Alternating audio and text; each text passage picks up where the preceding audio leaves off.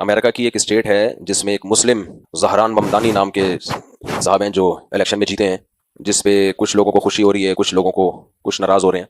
मेरी तरफ से जो मेरा ट्विटर का जो मेरा ज़ाती अकाउंट है, उसमें ज़हरान ममदानी की जीत पर मुबारकबाद की एक ट्वीट चली है। तो उसमें कुछ एक वजाहत सुन लें कि मेरा वो पर्सनल, वो मेरा ही ट्वीट अकाउंट है, मेरा ही ज़ाती है, और उसमें कोई भी चीज़ मेरी परमिशन के बगैर, मेरी मर्जी के बगैर नहीं चलती। बाद साथियों के जिम्मे लगाता हूँ, ट्वीट करो तो मुझे भेजो ताकि मैं उसको पढूं, उसकी पलक नोक पलक को दुरुस्त करूं और फिर वो उसमें मैं ट्वीट करता हूँ।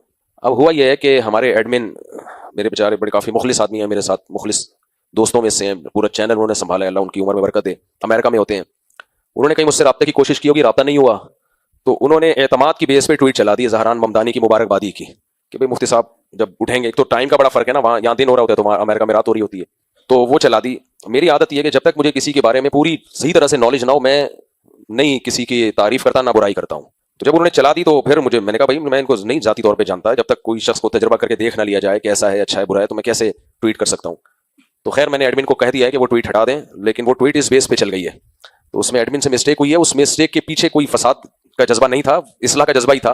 लेकिन बहरहाल ये मैंने उनसे कह दिया है कि मैं जब तक पर्सनली किसी को नहीं जानूंगा तो मैं उसके बारे में ट्वीट नहीं करूंगा। तो इसलिए वो ट्वीट हटा दी जाएगी और उसको मेरी तरफ स्क्रीनशॉट लोगों ने खींच के रख लिया, तो उसको मेरी तरफ मंसूब ना किया जाए। होता नहीं है मेरे ट्विटर अकाउंट पे ऐसा, लेकिन हो गया है, हो जाता है, इंसान है, सब कुछ हो जाता है मार्केट में। जब मार्केट में दुनिया की आएंगे तो मार्केट में सब कुछ होता है।